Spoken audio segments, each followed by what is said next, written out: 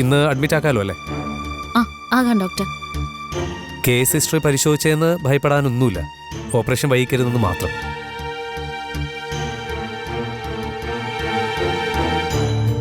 ഹൃദയ സംബന്ധമായ ഓപ്പറേഷന് ലോകത്തെവിടെയും കിട്ടാവുന്ന ഫെസിലിറ്റീസ് എല്ലാം ഇവിടെയുണ്ട്. ചില കേസുകളിൽ വിദേശത്തുള്ള എക്സ്പേർട്ട് ടീം വീഡിയോ കോൾ വഴി നമ്മളെ അസിസ്റ്റ് ചെയ്യാറുണ്ട്. Any doubts? എനിക്കൊരു ഡൗട്ട് ഉണ്ട് ഡോക്ടർ അങ്കിൾ. നമ്മൾ പറഞ്ഞോ. ഒരുപാട് വേദന എടുക്കും ഈ ഓപ്പറേഷൻ ചെയ്യുമ്പോ.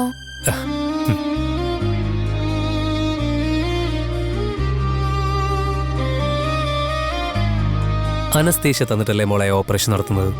പിന്നെ പെയിൻ കില്ലേഴ്സ് ഉണ്ടാവും. വേദനയെ മോള് പേടിക്കണ്ട. ആദ്യ ദിവസങ്ങളിൽ സൂക്ഷിക്കേണ്ട ചില കാര്യങ്ങൾ മാത്രം മോള് നോക്കിയാൽ മതി. അഡ്വഞ്ചേഴ്സ് ഇഷ്ടമല്ലേ മോക്ക്? എന്നെ കൊണ്ട് അതൊക്കെ പറ്റുമോ? അർണോൾഡ് ഷ്വാസ്നഗറിനെ പറ്റി കേട്ടിട്ടില്ലേ മോള്? ഇംഗ്ലീഷ് നടൻ. വലിയ മസിലിന് ഇടിക്കുന്ന ആളല്ലേ?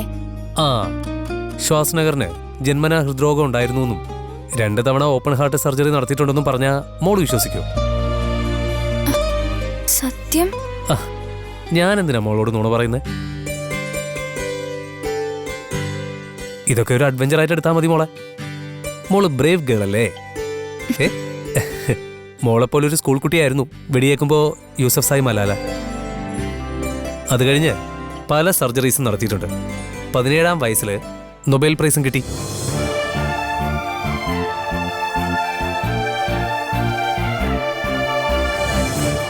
ഒരു കുഞ്ഞു സർജറി അല്ലേ, മോള് ധൈര്യമായിട്ട് ഫേസ് ചെയ്യണം. എനിക്ക് പേടിയില്ല, അമ്മയ്ക്കാ പേടി. ആ, അമ്മയ്ക്കും കൂടി ധൈര്യം കൊടുക്കണം മോള്. മോളെ കൊണ്ട് പറ്റില്ലേ? പറ്റും. ആ, അപ്പൊ ശരി.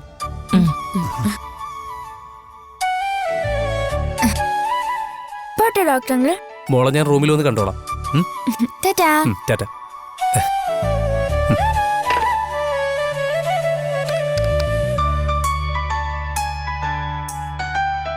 നിള അരവിന്ദൻ എന്ന കുട്ടിയുടെ അഡ്മിഷൻ പ്രൊസീജിയർ സ്റ്റാർട്ട് ചെയ്തു.